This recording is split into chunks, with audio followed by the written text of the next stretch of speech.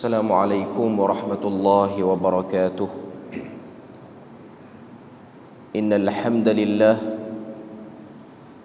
نحمده ونستعينه ونستهديه ونستغفره ونعوذ بالله من شرور أنفسنا ومن سيئات أعمالنا. من يهده الله فلا مضل له ومن يضلله فلا هادي له. أشهد أن لا إله إلا الله وحده لا شريك له وأشهد أن محمدا عبده ورسوله.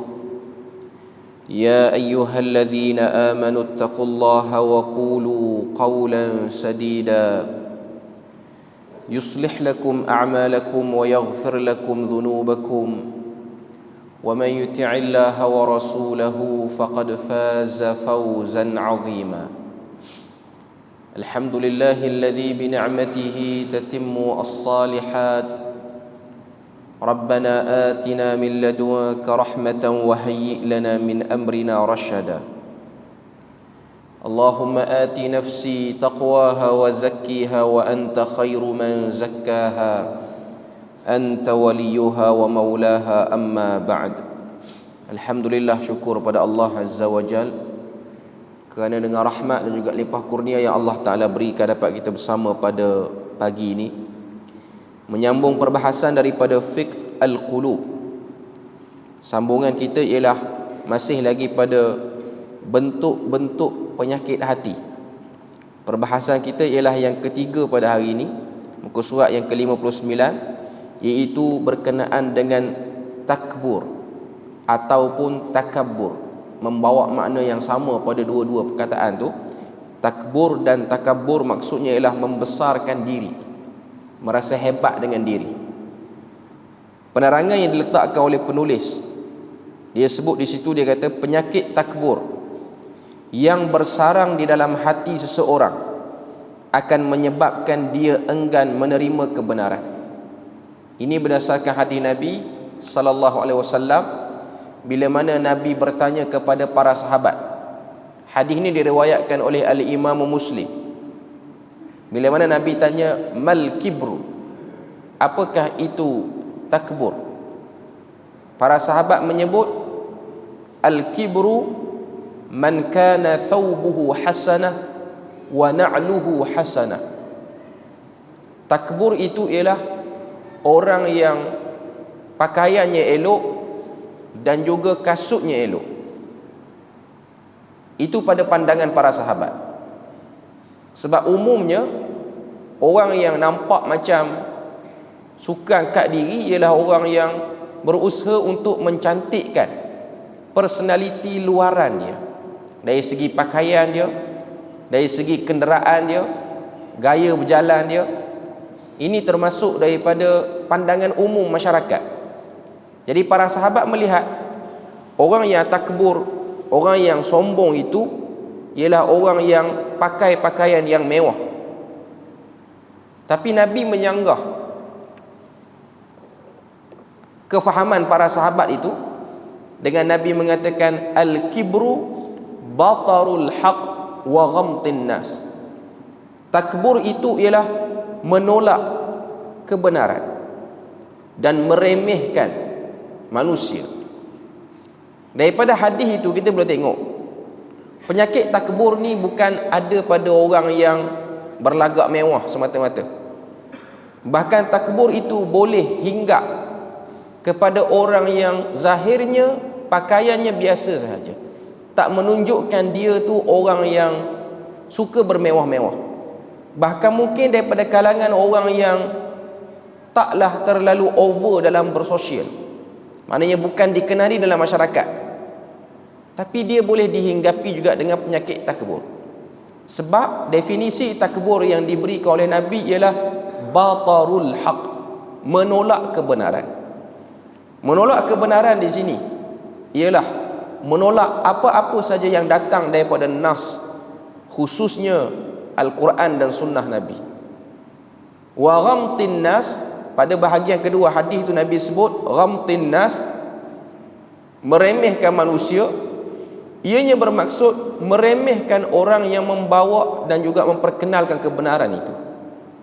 Seperti mana yang berlaku kepada Nabi sallallahu alaihi wasallam. Ketika mana Nabi berdakwah, yang meremehkan Nabi dan juga menolak kebenaran ni daripada kalangan orang-orang kenamaan pada waktu itu. Khususnya ialah mereka yang berada dalam kepimpinan Darun Nadwah di Makkah Al-Mukarramah pada waktu itu. Sebab tu para sahabat melihat kesombongan itu ialah pada orang yang pakai pakaian yang indah, memakai kasut yang elok, memakai kenderaan-kenderaan yang elok. Sebab umumnya pada zaman awal Islam itu mula berkembang ataupun mula disebarkan, yang menjadi kepala untuk melawan dakwah Nabi ni daripada kalangan orang-orang kenamaan. Tapi jangan dilupakan juga, daripada kalangan orang-orang biasa pun, daripada kalangan orang pertengahan pun, mereka sama dalam menentang dakwah Nabi, walaupun mereka bukan orang yang kita sebut sebagai orang yang duduk dalam kepimpinan. Jadi perbahasan tentang takbur ini, kita jangan hanya melihat kelompok orang atasan saja yang boleh kena. Mereka ini ialah dari segi keumumannya mereka paling mudah kena. Tapi dari segi boleh berjangkit ataupun kena, semua boleh kena. Hatta orang yang tak ada duit simpanan banyak, makanan harian dia pun tak cukup, dia boleh kena juga penyakit takbur ni, iaitu tak minat pada kebenaran. Berapa ramai tengok daripada orang-orang miskin, bila mana diajak kepada ibadah, dipromosikan kepadanya sunnah Nabi, mereka melihatkan benda tu bukan benda yang mustahak, bahkan mereka menolaknya. Itu juga bahagian pada takbur. Walaupun nampaknya dia seorang yang miskin, dia bukan orang yang cukup makan harian dia, tapi dia takbur hakikatnya. Kemudian apa lagi yang dia sebut sini? Dia kata mengingkari nikmat Allah dan memandang rendah dan hina kepada orang-orang Islam yang lain. Itu juga bahagian pada takbur. Kadang-kadang sifat takbur itu menyebabkan seseorang sanggup berdepan dengan orang yang tidak sehaluan, yang kadang-kadang juga menyumbang kepada kekufuran. Seperti mana firman Allah Ta'ala surah Ghafir ayat yang ke-35. Firman Allah Ta'ala, alladzina yujadiluna fi ayatillah, orang-orang yang membantah mengenai ayat-ayat Allah. Yujadil maknanya datang saja ayat Tuhan, datang saja petunjuk pada Nabi, mereka cuba mencari alasan untuk menidakkan ayat itu, sama ada meninggalkan pengamalan dia ataupun meragui perintah yang ada dalam ayat tu. Cuba melihat larangan-larangan yang ada dalam Al-Quran, suruhan-suruhan yang ada dalam Al-Quran sebagai benda yang tak valid, tak relevan untuk dilaksanakan. Itu juga bahagian daripada yujadil. Yujadil maksudnya membantah. Bi ghairi sultanin atahu. Allah Ta'ala sebut pada ayat 35 surah Ghafir, perbuatan mereka suka berbantah-bantah itu tidak ada apa-apa bukti pun yang boleh menyokong ataupun memastikan alasan yang dikeluarkan, hujah yang dikeluarkan itu ianya boleh untuk justify apa yang diorang nak. Hakikatnya ia bukanlah benda yang munasabah. Kabura maqtan 'indallahi wa 'indal ladzina amanu. Allah Ta'ala sebut dalam ayat 35, kabura maqtan 'indallah, besar sekali kemurkaan Allah, kemurkaan di sisi Allah dan juga di sisi orang-orang yang beriman. Bila mana dia orang buat sikap suka untuk membantah-bantah ini, Allah Ta'ala marah, tak suka. Tapi kemarahan Allah Azza wa Jal bukanlah bermaksud azab tu akan turun direct kepada orang yang melakukan benda ni, orang yang ada penyakit takbur ni. Cuma kalau kita tengok, azab yang paling awal sekali akan turun kepada mereka ni ialah berpalingnya mereka daripada agama. Sebab orang yang takbur termasuk daripada kalangan orang yang tak suka pada beribadah. Kalau dia rasa diri dia hebat, dia tak suka datang ke masjid. Dia melihat jemaah-jemaah di masjid ni sebagai orang-orang yang lekeh, orang yang menyibukkan diri, bangun pagi-pagi pergi masjid, dilihat sebagai orang yang kurang maju, orang yang kolot. Itu takbur yang ada. Itu terpalingnya hati pada tak nak kepada pergi buat ibadah ni, itu pun bahagian daripada azab. Tuhan cabut pada dia rasa nikmat.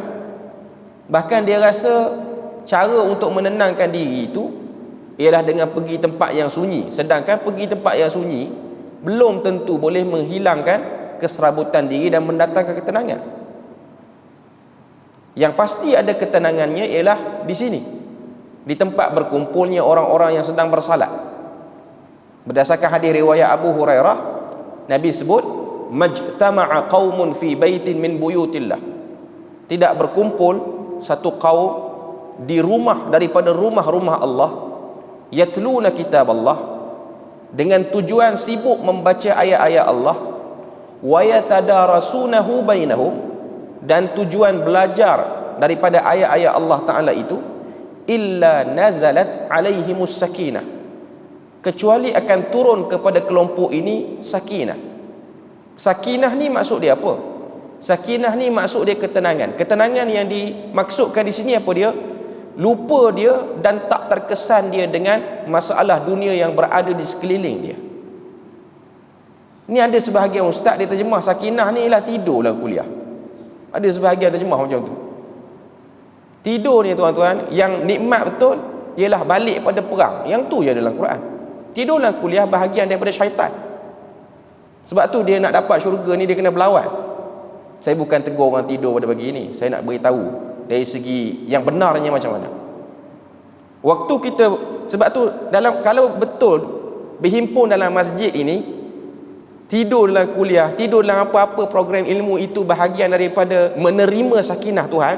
Kenapa ada hadis Nabi sebut semua pergerakan untuk menghilangkan mengantuk waktu khutbah Jumaat mendapat pahala? Semua pergerakan. Sebab tu para ulama fiqh menyebutkan apa-apa saja usaha yang kita lakukan waktu khutbah Jumaat semalam, kita tak nak mengantuk, semua perbuatan itu diberi pahala. Kalau tidur itu ialah sakinah, biarkan dia tidur. Biarkan dia tidur. Sebab dia pun sedang mendapat rahmat Tuhan. Tapi kenapa Nabi menyebutkan segala pergerakan, maknanya kita bergerak di kiri ke kanan, tujuan nak bagi fokus, dengar khatib menyampaikan khutbah, itu semua perbuatan memberi pahala. Maknanya itu ialah sebuah perjuangan.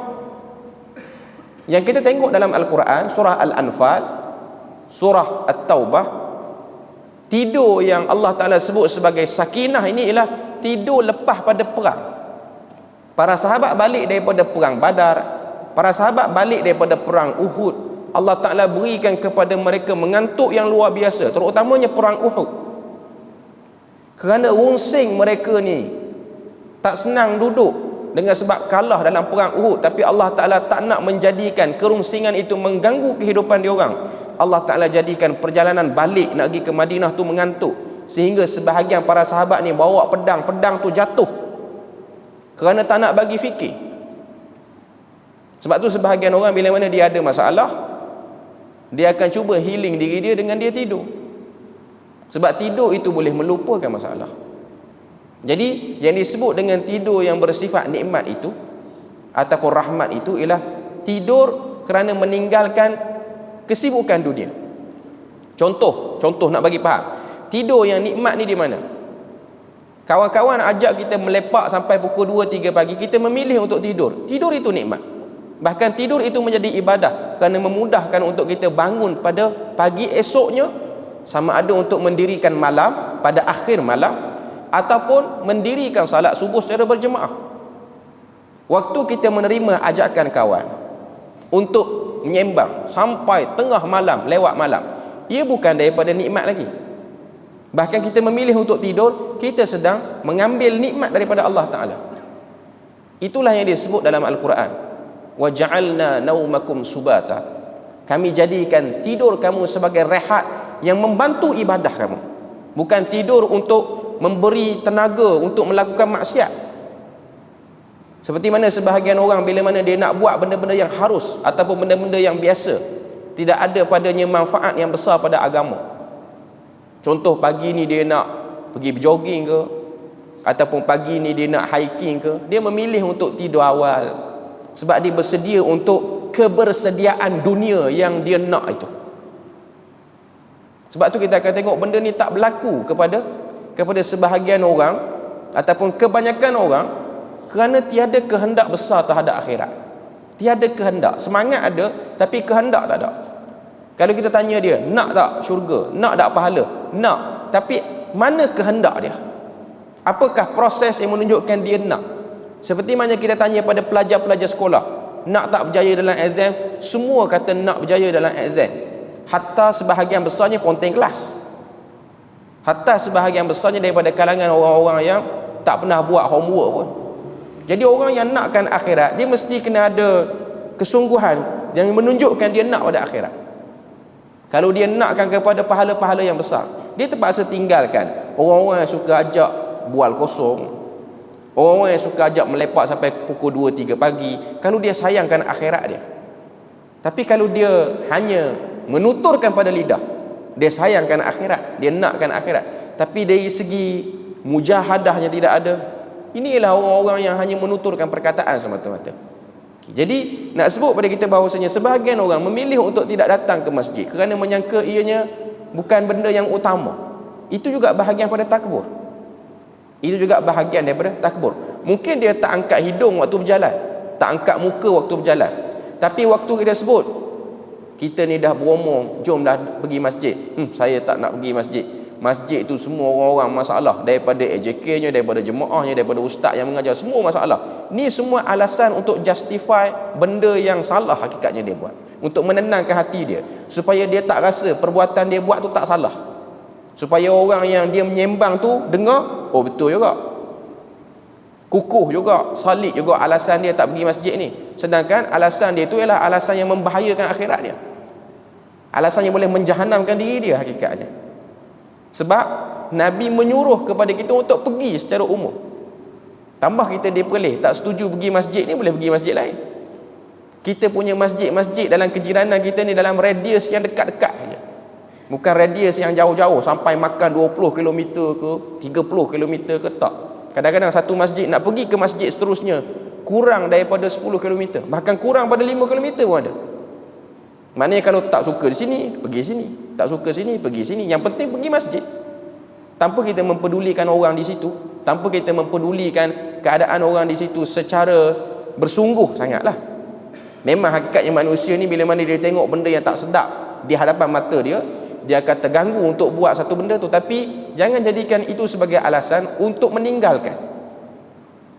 Tangani benda tu dengan baik, uruskan benda tu dengan baik, sehingga kita melihat keutamaan memburu akhirat lebih tinggi daripada keutamaan memburu keselesaan hati kita.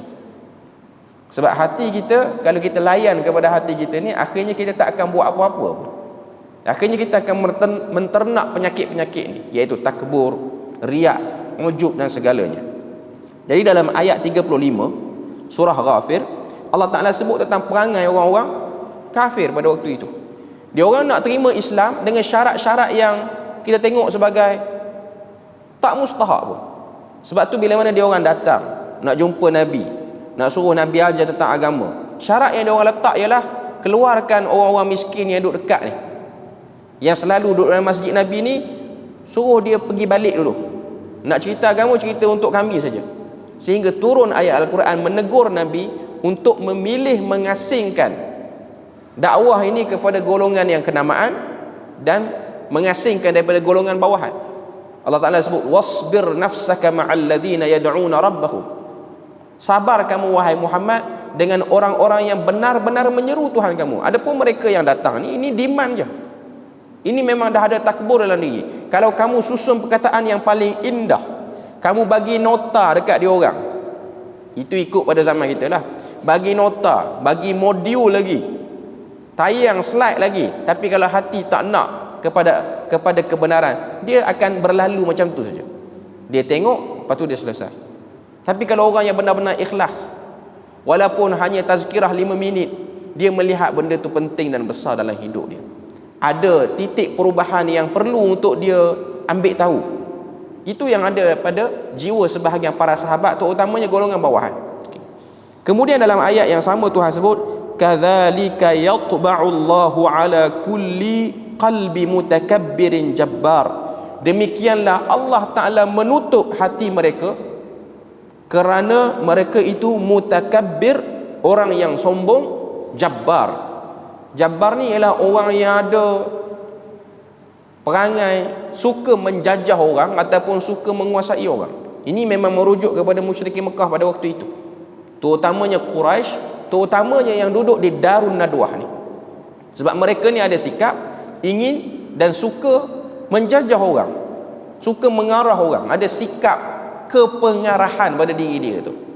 Dia suka untuk jadi orang yang arah orang tu, arah orang ni. Ini juga bahagian daripada sikap mutakabbir ataupun takbur itu. Dalam hadis yang diriwayatkan daripada Abdullah bin Mas'ud radhiyallahu anhu menjelaskan, Rasulullah sallallahu alaihi wasallam bersabda, "La yadkhulul jannah man kana fi qalbihi mithqalu dzarratin min kibr." Nabi sebut dalam hadis ni, yang mana hadis ni diriwayatkan oleh Imam Muslim, tidak masuk syurga satu orang yang dalam hatinya ada satu biji sebesar zarah daripada takbur. Maknanya amount of takbur tu sangat sikit, tapi ada wujud saja dalam hati kita, terhalang kamu daripada keahlian untuk masuk syurga. Maknanya benda ni penting dan besar. Benda ni bukan benda main-main. Sebab takbur ni dia boleh lalu dalam hati kita bila-bila masa sahaja, dan tak terlepas siapa pun, orang atasan, orang bawahan, orang terkenal, orang tak terkenal, semua boleh kena benda ni. Cuma yang lebih mudah untuk pergi ialah orang atasan dan orang yang terkenal. Sebab memang kebanyakannya penyakit ni akan singgah pada kelompok ni dulu. Dari segi, orang kata apa, dari segi keboleh upayaan untuk kena tu, dia tinggi kepada orang yang ada kedudukan.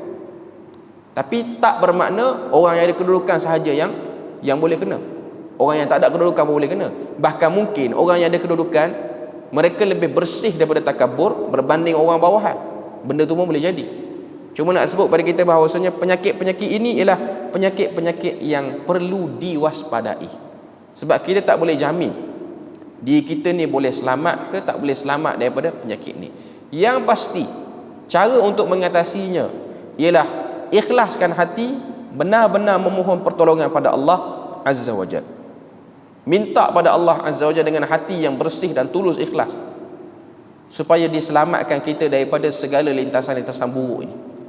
Seringkas-ringkas doa ialah apa yang ditunjukkan oleh Nabi, Allahumma inni a'udzubika an usyrika bika wa ana a'lam wa astaghfiruka lima la a'lam. Ini doa yang ada dalam Hisnul Muslim untuk kita amalkan supaya kita tak kena penyakit-penyakit hati yang bermasalah ni. Bukan hanya takbur ni saja sebenarnya. Semua yang kita bahas sebelum pada ni pun termasuk dalam doa yang disebutkan tadi. Allahumma inni a'udzubika an usyrika bika wa ana a'lam wa astaghfiruka lima la a'lam. Ya Allah, aku mohon kepadamu perlindungan daripada mensyirikkan kamu dalam keadaan aku sedar, dan ampunkan aku sekiranya aku mensyirikkan kamu dalam keadaan aku tidak sedar. Sebab syirik ini ialah benda yang banyak kategori. Pertama, syirik yang jelas, zahir syiriknya, iaitu dengan menyembah berhala ataupun berideologi dengan ideologi yang sesat. Walaupun tak sembah apa-apa, tapi ada orang dia punya ideologi tu, dia minat pada ideologi ni, dia mengagungkan ideologi itu, pun sebahagian pada kesyirikan.